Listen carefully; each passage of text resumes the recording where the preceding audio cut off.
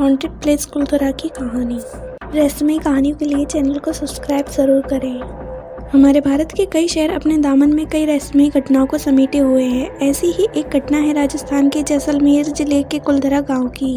यह गांव पिछले 170 सालों से वीरान पड़ा है। कुलधरा गांव के हजारों लोग एक ही रात में इस गांव को खाली करके चले गए थे और जाते जाते श्राप दे गए थे कि यहाँ कभी फिर कोई नहीं बस पाएगा। तब से यह गांव वीरान पड़ा है। कहा जाता है कि यह गांव रूहानी ताकतों के कब्जे में है। कभी एक हंसता खेलता गांव आज खंडर में तब्दील हो चुका है। टूरिस्ट प्लेस में बदल चुके कुलधरा गांव में घूमने आने वाले लोगों के मुताबिक यहाँ रहने वाले पालीवाल ब्राह्मणों की आहट आज भी सुनाई देती है। उन्हें वहाँ हर पल ऐसा अनुभव होता है कि कोई आसपास चल रहा है। बाजार के चहल पहल उनकी आवाज़ें आती हैं। महिलाओं के बात करने, उनकी चूड़ियों और पायलों की आवाज़ हमेशा ही वहाँ के माहौल को भयावह बनाते हैं। प्रशासन ने इस गांव की सरहद पर एक फाटक बनवा दिया है, जिसके पार दिन में तो सैलानी घूमने आते रहते हैं, लेकिन रात में इस फाटक को पार करने की कोई हिम्मत नहीं करता है। वैज्ञानिक तरीके से हुआ था गाँव का निर्माण। पालीवाल समुदाय के इस इलाके में 84 गांव थे और यह गांव उनमें से एक था। मेहनती और रईस पालीवाल की कुलधार शाखा ने सन 1291 में तकरीबन 600 घरों वाले इस गांव को बसाया था। कुलधरा गांव पूर्ण रूप से वैज्ञानिक तौर पर बना था। ईंट पत्थर से बने इस गांव की बनावट ऐसी थी कि यहाँ कभी गर्मी का एहसास नहीं होता था। कहते हैं कि इस कोड़ में घर बनाए जाते थे कि हवाएं सीधे घर के भीतर होकर गुजरती थीं। कुलधरा के ये घर रेगिस्तान में भी वातानुकूल का एहसास देते थे। इस जगह गर्मी में तापमान 45 डिग्री रहता है, पर आप यदि अब भी भरी गर्मी में इन वीरान पड़े मकानों के अंदर जाएंगे तो आपको शीतलता का अनुभव होगा। गांव के तमाम घर झरोके के जरिए आपस में जुड़े हुए थे, इसलिए एक सिरे वाले घर से दूसरे सिरे तक अपनी बात आसानी से पहुंचाई जा सकती थी। घरों के भीतर पानी के कुंड, ताल और सीढ़ियाँ कमाल के हैं। पालीवाल ब्राह्मण होते हुए भी बहुत ही उद्यमी समुदाय था। अपनी बुद्धिमत्ता, अपने कौशल और अटूट परिश्रम के रहते पालीवालों ने धरती पर सोना उगाया था। हैरत की बात यह है कि पाली से कुलधरा आने के बाद पालीवालों ने रेगिस्तानी सरजमीन के बीचों बीच इस गांव को बसाते हुए खेती पर केंद्रित समाज की परिकल्पना की थी। रेगिस्तान में खेती पालीवालों की समृद्धि का रहस्य था। जिप्सम की परत वाली ज़मीन को पहचानना और वहां पर बस जाना। पालीवाल अपने वैज्ञानिक सोच, प्रयोगों और आधुनिकता की वजह से उस समय में भी इतनी तरक्की कर पाए थे। पालीवाल समुदाय आमतौर पर मवेशी पालने पर निर्भर रहता था और बड़ी शान से जीता था। जिप्सम की परत बारिश के पानी को ज़मीन में अवशोषित होने से रोकती और इसी पानी से पालीवाल खेती करते और ऐसी वैसी नहीं बल्कि ज़बरदस्त फसल पैदा करते।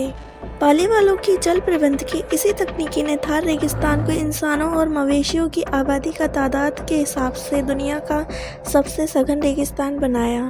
पालीवालों ने एक ऐसी तकनीक विकसित की थी कि बारिश का पानी रेत में गुम नहीं होता था, बल्कि एक खास गहराई पर जमा हो जाता था। कुलधरा के वीरान होने की कहानी। जो गांव इतना विकसित था तो फिर क्या वजह रही कि वो गांव रातों रात वीरान हो गया। इसकी वजह था गांव का अय्याश दीवान सलाम सिंह, जिसकी गंदी नज़र गांव की एक खूबसूरत लड़की पर पड़ गई थी। दीवान उस लड़की के पीछे इस कदर पागल था कि बस किसी तरह उसे पा लेना चाहता था। उसने इसके लिए ब्राह्मणों पर दबाव बनाना शुरू कर दिया। हद तो तब हो गई कि जब सत्ता के मद में चूर उस दीवान ने लड़की के घर संदेश भिजवाया कि यदि पूर्णमासी तक उसे लड़की नहीं मिली तो वह गांव पर हमला करके लड़की को उठा ले जाएगा। गांव वालों के लिए यह मुश्किल की घड़ी थी। उन्हें या तो गांव बचाना था या फिर अपनी बेटी। इस विषय पर निर्णय लेने के लिए सभी गांव के 84 गांव वाले एक मंदिर पर इकट्ठा हो गए और पंचायतों ने फैसला किया, कुछ भी हो जाए अपनी लड़की इस दीवान को कभी नहीं देंगे। फिर क्या था, गांव वाले ने गांव खाली करने का निर्णय कर लिया और रातों रात सभी 84 गांव वाले लोग आंखों से ओझल हो गए। जाते जाते उन्होंने श्राप दिया कि आज के बाद इन घरों में कोई नहीं बस पाएगा। आज भी वहाँ की हालत वैसी ही है जैसे उस रात थी जब लोग इसे छोड़कर गए थे। आज भी है इस गांव पर श्राप का असर। पालीवाल ब्राह्मणों के श्राप का असर आज भी यहाँ देखा जा सकता है। जैसलमेर के स्थानीय निवासियों की माने तो कुछ परिवारों ने इस जगह पर बसने की कोशिश की थी, लेकिन वह सफल नहीं हो सके। स्थानीय लोगों का तो यहाँ तक कहना है कि कुछ परिवार ऐसे भी थे जो वहाँ गए जरूर लेकिन लौटकर नहीं आए। उनका क्या हुआ, वे कहाँ गए, कोई नहीं जानता। यहाँ की धरती में दबा है सोना, इसलिए आते हैं पर्यटक यहाँ इस चाह में आते हैं कि उन्हें यहाँ दबा हुआ सोना मिल जाए। इतिहासकारों के मुताबिक पालीवाल ब्राह्मणों ने अपनी संपत्ति, जिसमें भारी मात्रा में सोना, चांदी और हीरे जवाहरात थे, उसे जमीन के अंदर दबा रखा था। यही वजह है जो कोई भी यहाँ आता है वह जगह जगह खुदाई करने लग जाता है, इस उम्मीद से कि शायद वह सोना उनके हाथ लग जाए। यह गांव आज भी जगह जगह से खुदा हुआ मिलता है। पैरानॉर्मल सोसाइटी की टीम ने की कुलधरा में पड़ताल। मई 2013 में दिल्ली में आई भूत प्रेत व आत्माओं पर रिसर्च करने वाली पैरानॉर्मल सोसाइटी की टीम ने कुलधरा गांव में बिताई रात। टीम ने माना यहाँ कुछ न कुछ असामान्य ज़रूर है। टीम के एक सदस्य ने बताया, विजिट के दौरान रात में एक बार मैंने महसूस किया कि किसी ने मेरे कंधे पर हाथ रखा। जब मुड़कर देखा तो वहाँ कोई नहीं था।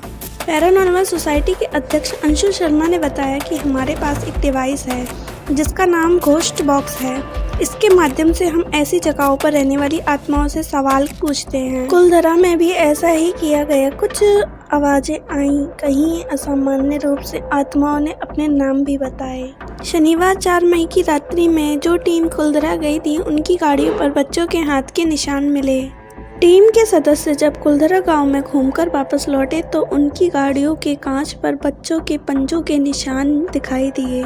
जैसा कि कुलधरा गई टीम के सदस्यों ने मीडिया को बताया, यह गांव एक टूरिस्ट प्लेस है। दिन में सैलानी यहाँ घूमने आते हैं और रात में यह बंद हो जाता है। रात में इस गांव के फाटक को पार करने की कोई हिम्मत नहीं करता।